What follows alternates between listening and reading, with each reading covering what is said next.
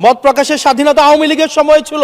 এই সংসদ এত রক্ত ত্যাগের পরে আজকে যখন এই সংসদটি গঠিত হয়েছে, বিরোধী মত দমনের নামে মামলার যে সাইকেল, আমরা সেইখানে আবার চলে গিয়েছি। হুইপকে সমালোচনা করলে বাসা থেকে তুলে নিয়ে আসা হচ্ছে, আবার একটা আতঙ্কের পরিবেশ সৃষ্টি করা হচ্ছে। এই সংসদে বসে, এসি রুমে বসে, এসি গাড়িতে চলে, মিনিস্ট্রির এসিতে বসে, বাসার মধ্যে 24/7 আনইন্টারাপ্টেড ইলেকট্রিসিটির মধ্যে থেকে জনগণের সমস্যা বোঝা যায় না। আমাদের একটা ন্যাশনাল এগ্রিমেন্টের দিকে যেতে হবে। আমরা এখানে দাঁড়িয়ে মাননীয় প্রধানমন্ত্রীর সমালোচনা করতে চাই। আপনারা এই পাশে ছিলেন, এখন সময়ের পরিক্রমায় ওই পাশে গিয়েছেন। আমরা এই পাশে আছি। যদি জনগণ চায়, আমরা যদি মানুষের ম্যান্ডেট নিয়ে এগিয়ে যেতে পারি, তাহলে সময়ের পরিবর্তনে এই সিট পরিবর্তন হবে। মাননীয় স্পিকার, আমরা খুব আশাহত হই যখন এই সংসদ এত রক্ত, এত লড়াই, এত ত্যাগের পরে আজকে যখন এই সংসদটি গঠিত হয়েছে, কিন্তু এই সংসদ আবার আগের যেই ভিশিয়াস সাইকেল, দোষারোপের যেই সাইকেল, একজন একজনকে বিভিন্ন ট্যাগিংয়ের যেই সাইকেল, বিরোধী মত দমনের নামে মামলার যেই সাইকেল, আমরা সেইখানে আবার চলে গিয়েছি। ক্যাম্পাসগুলো আবার আনরেস্টের দিকে যাচ্ছে, অস্থিতিশীল পরিবেশ সৃষ্টি হচ্ছে, বিরোধী দল মত দমনের জন্য মামলা করা হচ্ছে, প্রতিমন্ত্রীকে ফেসবুকে লেখার কারণে বাসা থেকে তুলে নিয়ে আসা হচ্ছে, হুইপকে সমালোচনা করলে বাসা থেকে তুলে নিয়ে আসা হচ্ছে। আবার আমরা আগের সংস্কৃতিতে আমরা চলে যাচ্ছি, যেখানে মাননীয় প্রধানমন্ত্রী নিজে কার্টুন শেয়ার করে বিভিন্ন স্যাটায়ার, বিভিন্ন মকারিকে প্রমোট করছে, বিরোধী মতকে প্রমোট করছে। সেইখানে এই সংসদ গঠিত হওয়ার পর থেকে আজকে পর্যন্ত 9টা ঘটনা ঘটেছে, যেখানে মত প্রকাশের জন্য আজকে বাসা থেকে তুলে নিয়ে আসা হয়েছে। মাননীয় স্পিকার, আমরা মত প্রকাশের স্বাধীনতা চাই। মত প্রকাশের স্বাধীনতা আগেও ছিল, মত প্রকাশের স্বাধীনতা আওয়ামী লীগের সময় ছিল, তবে সেটা সহমত প্রকাশের স্বাধীনতা।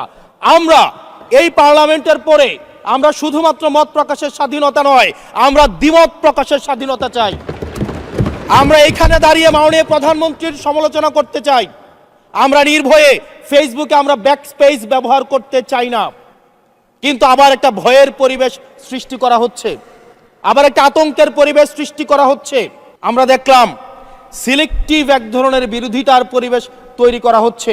আমাদের সমাজের পলিটিক্যালি এলিট শ্রেণীর নারীদেরকে নিয়ে যখন সমালোচনা করা হয়, তখন সেটাকে নারীদের বিরুদ্ধে এটাকে বিবেচনা করা হয়।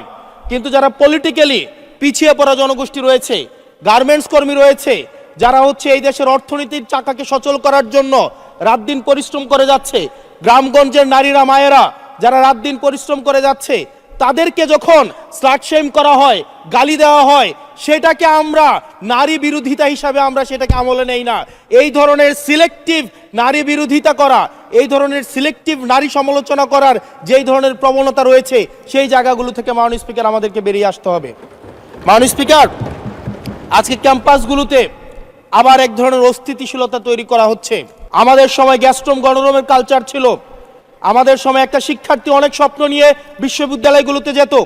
আমরা সেখানে দেখেছি ক্ষমতাসীন দল কিভাবে বিশ্ববিদ্যালয়ের শিক্ষার্থীদের তাদেরকে পুঁজি করে তাদের ক্ষমতা কাঠামোকে দীর্ঘমেয়াদী করার জন্য সেখানে বাধ্যতামূলক সেখানে রাজনীতি করাতো।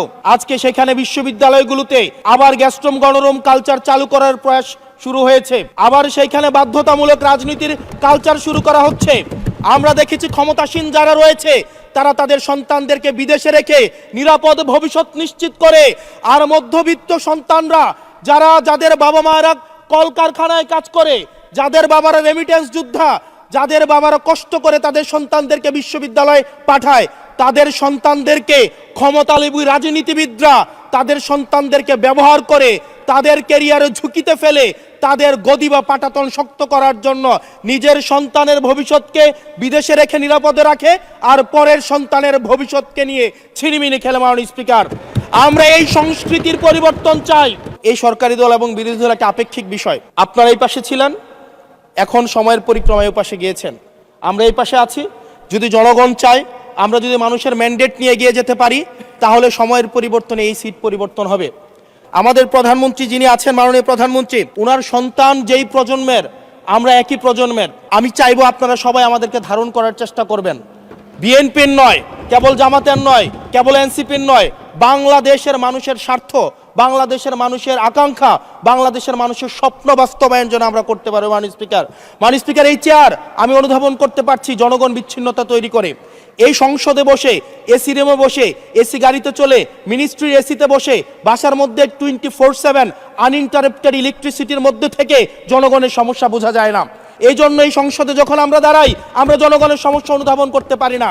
আমরা এই সংসদে বসে যদি আমরা লোডশেডিংয়ে আমরা খুঁজি, এই সংসদে বসে লোডশেডিং পাওয়া যাবে না, এই সংসদে বসে জনগণের সমস্যা পাওয়া যাবে না, এই সংসদে বসে সব কিছুকেই মাননীয় স্পিকার, আমরা যে এই বাংলাদেশের সবচেয়ে সুবিধাভোগী মানুষের মধ্যে এই সংসদে যারা বসে আছি, বাংলাদেশের সবচেয়ে ফেসিলিটেড মানুষের মধ্যে আমরা অন্যতম। মাননীয় স্পিকার, আমাদের জনগণের কাছে যেতে হবে, জনগণের আশাগুলোকে, সময়গুলোকে, স্বপ্নগুলোকে আমরা রাজনৈতিক ভাষার মধ্য দিয়ে, কর্মসূচির মধ্য দিয়ে সেগুলোকে বাস্তবায়নের জন্য আমাদের সবাইকে সমন্বিতভাবে, ঐক্যবদ্ধভাবে কাজ করার প্রয়াস আমাদেরকে থাকতে হবে।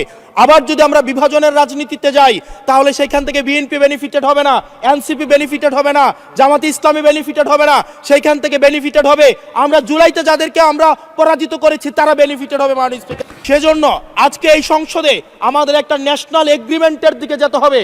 আমরা পলিসির জায়গায় আমাদের বিরোধিতা থাকবে, পলিসির জায়গায় আমরা এগ্রিমেন্টের মধ্যে থাকবো, কিন্তু আমাদের একটা রেড লাইন টানা উচিত। এই লাইনটা আমরা ক্রস করব না। আমরা যখন শুনতে পাই যে একটা রাজনৈতিক দলকে নির্মূল করার আহ্বান একটা সরকার দল থেকে আসে, সেই বাংলাদেশে আমরা মাননীয় স্পিকার ফিরতে চাই না। মাননীয় স্পিকার, আমরা এখানে আমরা কনস্ট্রাকটিভভাবে পলিসির জায়গা থেকে আমরা আর্গিউ করব, আমরা এগ্রি করব, আমরা ডিসএগ্রি করব, কিন্তু মাননীয় স্পিকার, নির্মূলের রাজনীতি, বিনাশের রাজনীতি, দমনের রাজনীতি, পীড়নের রাজনীতি যদি আমরা বাংলাদেশে আবার পরিচয় করাই, ইন্ট্রোডিউস করাই, সেইখান থেকে এই সংসদের কেউ বেনিফিটেড হবে না। বেনিফিটেড হবে আমাদের সবচেয়ে বেশি যারা আমাদের এই বাংলাদেশটাকে ঝুঁকির দিকে ঠেলে দিয়েছে, সেই অপশক্তি হচ্ছে মাননীয় স্পিকার বেনিফিটেড হবে। সেজন্য আমরা ঐক্যবদ্ধভাবে বাংলাদেশটাকে বিনির্মাণ করি।